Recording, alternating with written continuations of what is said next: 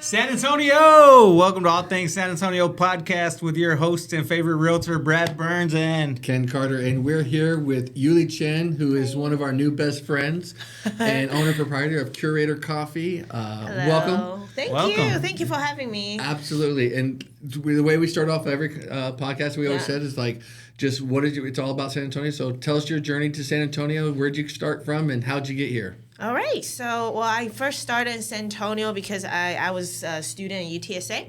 So, my major was actually finance. So, after I graduated from UTSA, I worked at, like corporate America in finance for a good 5 years. But while I was working my corporate job, at my free time, I would I want to find something. I want to pick up a second habit. So, I started going to a local pottery studio and then just start learning about pottery. Okay. And it just kind of took off my passion so much. I'm like, I really like this.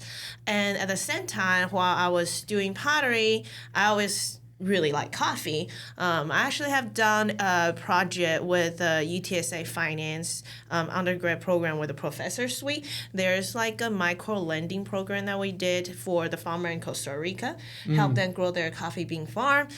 So with that experience from my undergrad, visiting the coffee bean farmer kind of opened up my world to visit more coffee bean farm. And so I kind of, whenever I have opportunity to, I'll go visit different coffee bean farm. So with that say, like coffee and pottery is kind of ongoing passion of me. So eventually I'm like, I'm gonna save up money. I want to have something that put both together. And about 4 or 5 years ago, the pottery scene hasn't grown yet, about 5 years ago. So there's quite difficult for potters to find places to sell their pieces. Yeah, there is. Personally, I got turned down a lot because I don't have an art background. My background's in finance. So I don't know much of the gallery or how to break into the gallery or how to, how to sell my work. Yeah. And not necessarily that I make base stuff. I just don't know how. So I found that. Stuff looks great. I've seen just thank it's fun. you. Yeah, I think I make okay stuff. I'm not so terrible, get turned down everywhere. So I think I turned down most places I applied for to just sell a few pieces. What kind of places were you trying to put them in? Well, I've tried some downtown gallery, and they always ask for a portfolio. Without art background, I don't really know what art portfolio supposed to look like. So I got turned away a lot because I don't have a professional setup as a potter. And so I found that be an issue for a lot of other potter too. A lot of great potter, or maybe potter who a little bit older doesn't use social media anymore. Mm-hmm. And so I'm like, I want to create a space where everyone can sell. It doesn't matter you have a portfolio or not. So that's kind of how I started Curator Coffee. But we started actually in 2020, which is COVID. So all the best businesses started in 2020. So that was and just if you lasted though, that's a testament. Yeah, there's a weird timing. So before we have the brick and mortar, we actually go as a push car. So thanks to the San Antonio community, we were able to set up at the local nursery. Rainbow Garden was the first one open their door to us, Out and that helped us out. Road. Right, the Bandera Road, and then also later on we start popping out at the Thousand Oak location because later on we found the location nearby that location. So that's where you're at right. Now. Okay. Because right now our brick and mortar location is on Thousand Oak and John Smolsberger, that HEB Plus. So it's closer to the Rainbow Garden on Thousand Oak. So I'm like, you know what? Let's pop up there, start growing customer in that area. And then there's also some local church that will invite us to pop up in the same area. So we used to pop up with our push car, and then I will have a little glass shelf, foldable glass shelf selling pottery on the side. But eventually, in 2021, we finally get our brick and mortar open up. So that was with a lot of help, from friends, family, and also the local community. Too, because I've opened up retail stores, I had a dry cleaners a while back. Right. and like going through that whole process and getting your permits and Yeah. So luckily we were connected to the local roaster, Estate Coffee, and then he was a very great, local owner, roaster. So that's where we source our bean from Estate Coffee. Their roasting facilities in downtown San Antonio. And, with his guy, we're able to kind of get our permit and everything goes smooth. So always, people are like, who are the people like, like they really like know the in and out of CT? I'm like, Estate Coffee. And they're a really good local roaster. Yeah. So that's also what we use now today. After 4 or 5 years, we still use them for our main roaster. Nice. How long did you have the cart going before you left your corporate job to dive full time into coffee? I started right away. Okay. Like I basically turned in my 2 weeks and watching everyone start working from home, and then I do full time. So I know some people were able to keep their full time job and then have the side gig, but for me, the coffee is my 4 gig, and then my pottery is still kind of my side. Okay. And so if I were to want to do pottery and coffee good, I don't think I have time to do a full-time job. It's just too much conflict of schedule. Like, especially as a startup, I wouldn't have time. Yeah, I wouldn't have time. And a lot of small business startup, like husband and wife, right? But I wasn't married then. It's just me, I don't have like a husband I call, be like, hey, can you do, I don't. I have a boyfriend at the time. And so luckily, the first year it was really hard. I always thought that he may run away as my boyfriend because when you start a business, you don't have a lot of like the attention. business is your life, yeah. Yeah, like I don't text him. He texts me, I wouldn't text him back. so I'm just so grateful that he stayed around, and we got married like 3 years ago. Oh, congrats! So I know. I'm like so thankful. Like he didn't run away because finding a light partner it's hard. Yeah. He had the true test. no, for sure. And like friends too. I'm like, oh, my friends like can visit as my first group of customer, and then sometimes I need a hand. My friend will even jump in to do the coffee cart with me, just volunteer.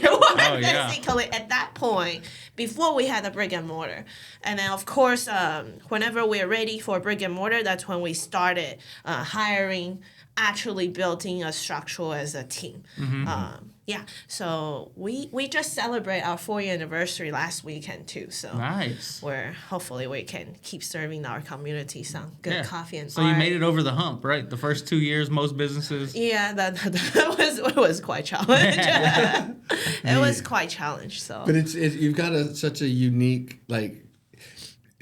Coffee and pottery, to me, it goes more hand in hand than some people may think, because like every coffee cup that you drink out of, for the most, like unless you're drinking out of China, stuff like that, it's a ceramic mug. It's like it's mass produced nowadays, but like you go to your shop and like all the coffee mugs, I don't know if you've made all of them or if they've been donated. Some is made by other potter and some are made by other barista, because I tend to like to hire artists as our barista, especially potter. So different stuff made by different potter, but mostly me, because something break, I can easily make it, replace it faster than I go call another potter. Can you donate me another cup? So there's something about that though, like drinking from the cup of made by the person who handpicked the coffee beans and the roasting and stuff like that. Like it's like you're putting your whole self in one little like coffee in a cup. Right, so that's something we kind of want people to have the experience with, like, have a little bit more temperature holding that handmade cup than a mass-produced cup.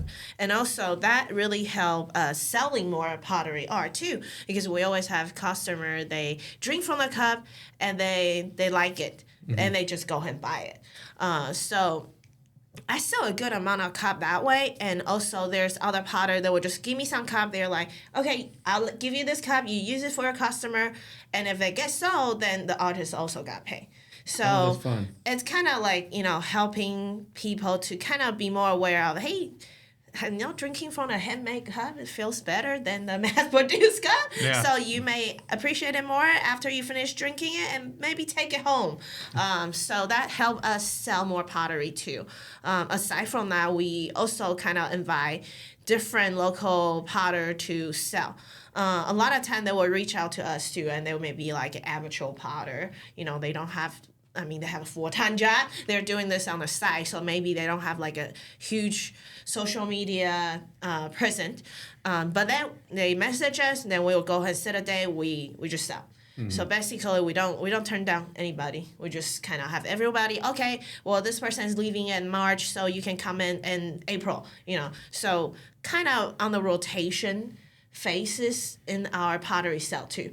So that also kind of bring in more opportunity for amateur potter to be able to sell, or potter who doesn't necessarily want to, stand all day in the market situations to sell. Then we will be a good option for them. And you probably don't intend for this, but like I always think business and everything, like by rotating those artists through that are coming in, you're also getting a fresh input of their friends who know about you that may become customers too. So it's like it's a good way to market yourself to more people. I hope so. I hope so. Like originally when I first started, I thought about it. Yeah. I thought about they're gonna sell art here and they're gonna buy drink. Not necessarily. So sometimes the artists, they may be really like pottery, not necessarily they like coffee.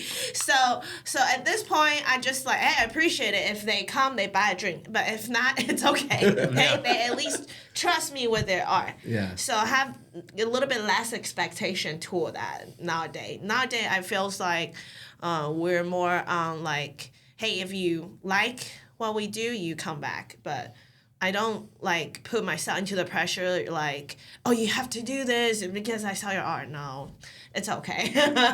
Yeah, I'm a little bit more like, I don't put myself in that kind of like expectations. Mm-hmm. Yeah, because then you have more of a relaxed relationship with your artist too. Yeah.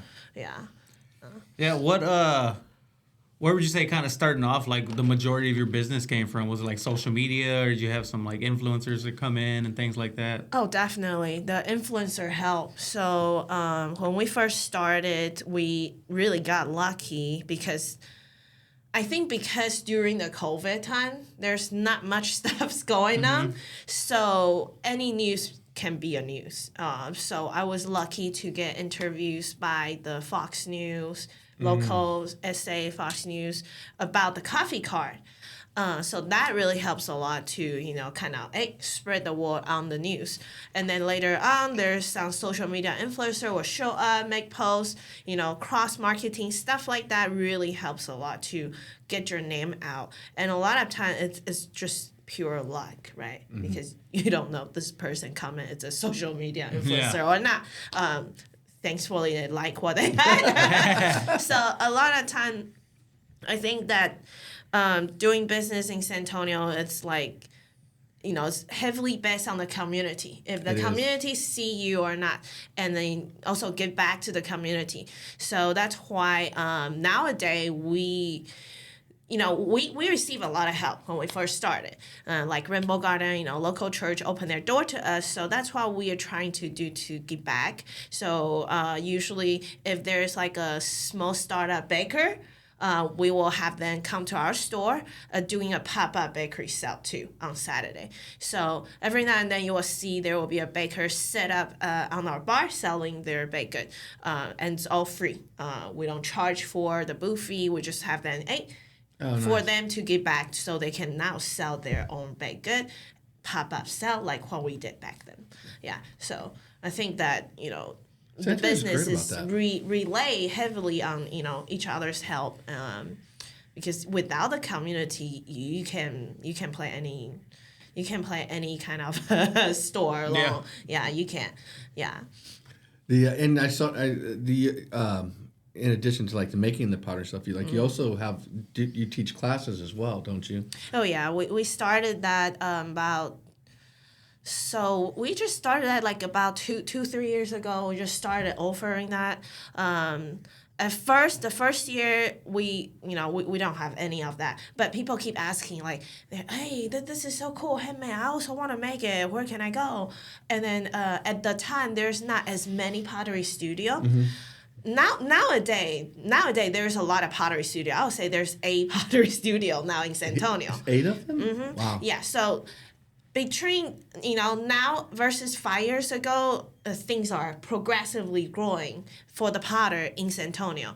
But back then, there was only one local community studio, and so I will always refer them to my friend's studio, but they will always sold out. And so people keep asking, they really want to do it, so they're like, why don't you teach? And I was like, okay, well, we'll try it. So we started over like beginner class, just hand build, very simple, one-on-one, 101, like hands-on, trying it.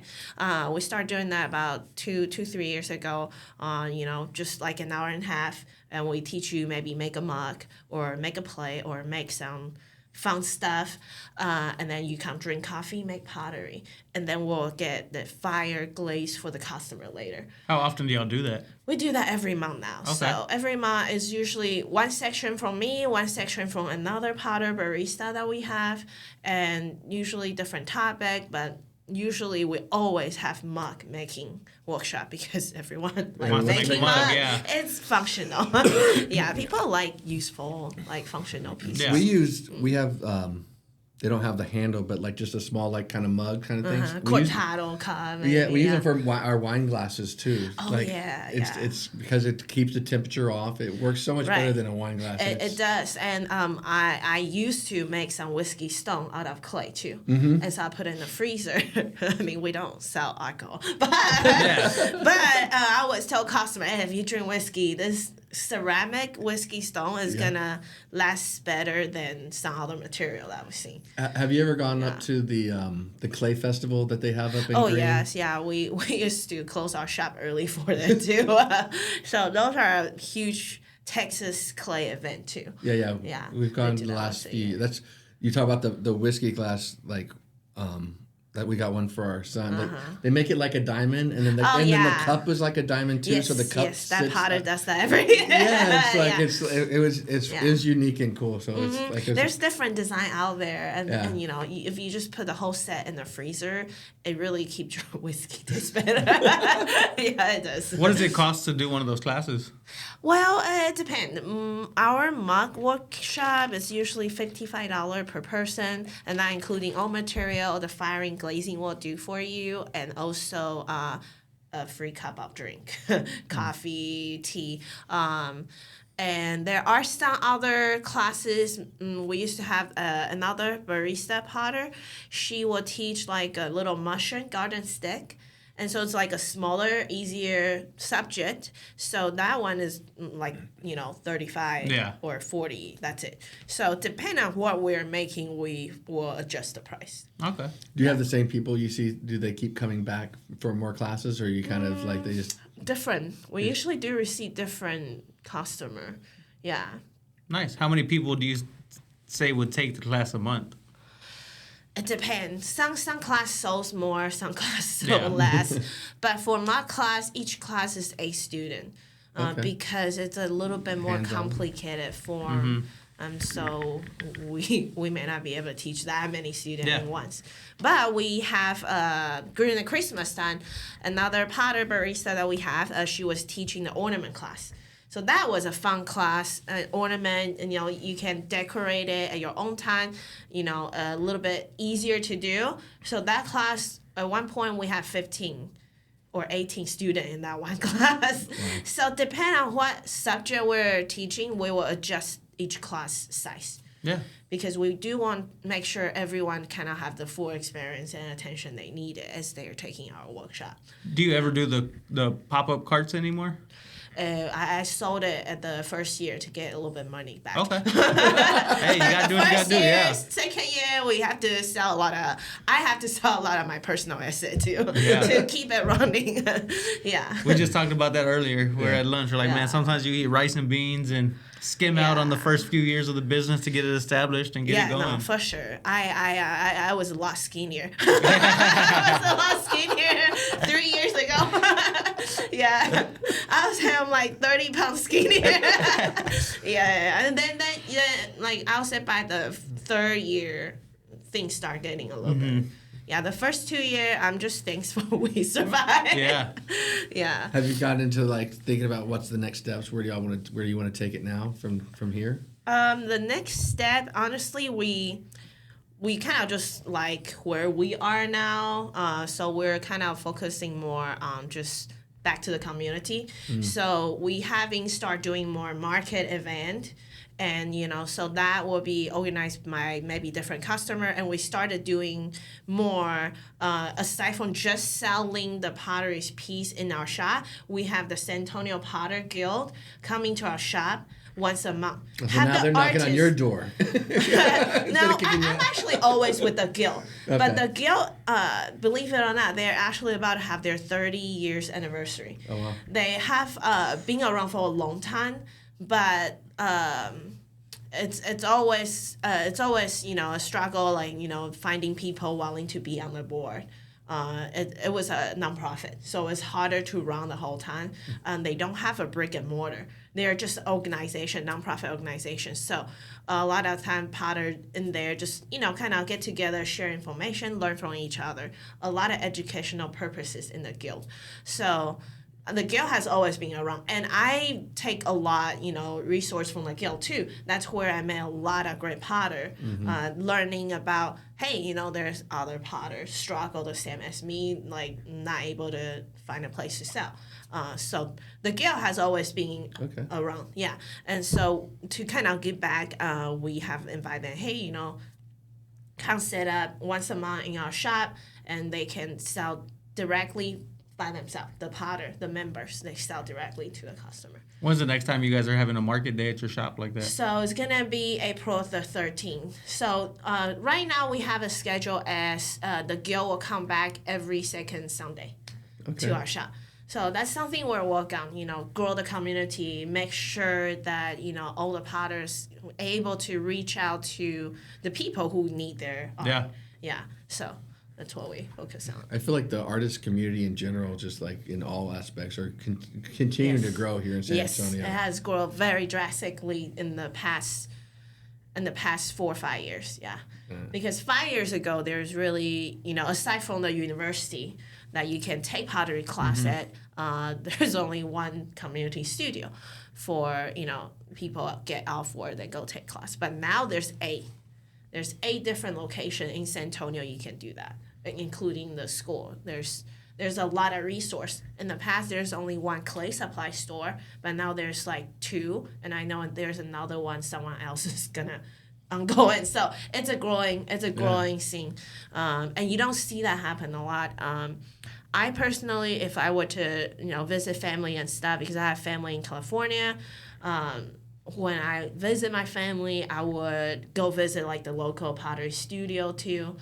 I would say like even the California potter aren't growing as fast as San Antonio. So that's something I'm like very confident in our community. Like, people are growing to learn more about it, and that's why there's space for so many studios to grow. Yeah. I don't know if I'm assuming they still have it. Like my son took ceramics in high school. Some high school had the I did in elementary school. I got like this. He makes some crazy stuff. He's got like this hawk skull. Like he's very artistic. My son's he's really artistic. He that's a good start. That's where I started. I mean, kindergarten. My mom sent me to the clay workshop. I've always liked ceramic. Yeah. It's my grandfather. He never got in the association between like the mugs and stuff and coffee. Like my grandfather, he didn't make the mugs, but he painted like so. Oh, glazing. He did the glazing work. Yeah. So my grandfather, so his children, grandchildren, and great-grandchildren, and a couple of great-grandchildren. He's passed a few years ago. Right. But every single one of them has a mug that he has. He draws the state that they're born in. Yeah. He has a calligraphy that he created that's so when he was a nice. kid. Very memorable. So like we all have like the whole family, like my dad, like every generation, like all That's my. cool. Oh, that's nice. We even got ex-wives have. That's nice. Everyone is remembered. You gotta break that one. No, they just go to the back. All included in the family. Yeah. Some people have more mugs behind than the other. Yeah. So we do see returning students sometimes for that, hey, I want to have a matching cup now. So they come back and make another one. There you go. Yeah. Not as common, but we do get like a few. Yeah. Awesome. Any aspiring artists in your group, or are they just like mostly just amateur, just kind of like hobbyist or? No. There's a lot of amazing potter. And I have seen so many potter from amateur being professional. So that happens a lot too. So that's something like really exciting to watch how San Antonio has grown altogether, giving people who has that dream to be a full-time potter able to pursue that. Yeah. So I think that's all very inspiring, because being able to walk away from a stable job to, artist, the path as an artist, it's not easy path. No. It's not easy path. So, I mean, even for me, I would say, hey, the coffee shop kind of help. We sell coffee, be able to pay for expenses. But I won't even be like super confident say, hey, I can be a full-time potter. But I have seen that happen for other potter that we have sell their art in our shop. And so that's very inspiring. That's very inspiring. Yeah. Yeah. It's not easy. It's anytime you have something that it's labor intensive. It takes lots of time to make one thing. It's like it's difficult to like really grow it at a scale. But at the same, I feel like what you're saying, you're seeing like the community growing and this and that. Right. I see there's more just people like us that I would rather spend my money on somebody that made something and like have something that was unique. This person made it, And mass produced. than something that comes from from wherever, and it's just like the people are wanting community and connection, and I feel like that really helped. Like without people like like y'all, it won't happen. Yeah. So a lot of time you will see if a market don't have the people who are just a visitor, if all you see is just other artists buying from another artist, that money is circle in the same circle, and that's hard to grow. Yeah. So whenever we actually see people come in for maybe just a cup of coffee, end up with a bag of ceramic with them, and they always complain. They're like, I was just here for coffee. Why I end up spending this money? But when they're not potter, but they're willing to invest in the potter, and that is really the beauty of, hey, in the community, there's people who appreciate those art, and there's people appreciate us as a space to. So you have multiple potters art in the store at all times? Do. How do you keep up with all of that? That seems like it'd be tough to keep up with. I have a system that I track it, and yeah. I have a system that I track it, and we usually try to keep at least 20 potter each season. Okay. And so sometimes potter will start the curation in different seasons, so we have a contract with every potter. Usually we start at 3 months, and then 3 months later they can decide to stay, or if we need to have another artist come in, like potter come in, we'll be like, okay, let's take a break, and we'll have you back next season. So basically my goal is to never really turn away. We will always tell them, hey, that's shoot for May or something like that, but I never wanted to turn away because I was in the shoes getting turned away without any explanations, and I just don't want that to be happening to other potters. Oh, that's awesome. So do you have room to expand out from where you're at, your location, if you need more space and things? Currently, no, we just have that one location. Personally, I also sell a few pieces of state coffee, and so I only have the one shop, but we do kind of tell people, hey, if you want to expand, hey, you can do this, you can do that in other places. So there's some sort of like information sharing, like, hey, maybe you can try this place. They will also be nicely take your art too. Yeah.